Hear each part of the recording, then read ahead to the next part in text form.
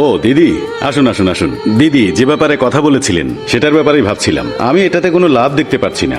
এমন কইরা কইেন না গোরা সাহেব। দিদি, আজ পর্যন্ত আপনি আমার কাছে কোনো সাহায্যের জন্য আসেননি। যেখানে পুরো মার্কেট আমার কাছে সাহায্য চাইতেই থাকে, আপনাকে খালি হাতে পাঠাতে আমারও ভালো লাগছে না।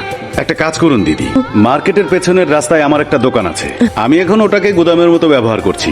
আপনি বললে ওটার অর্ধেক জায়গায় ছেলেগুলোকে দিয়ে দিতে পারি। এরা ওখানেই কোনো একটা ব্যবসা খুলে বসতে পারে।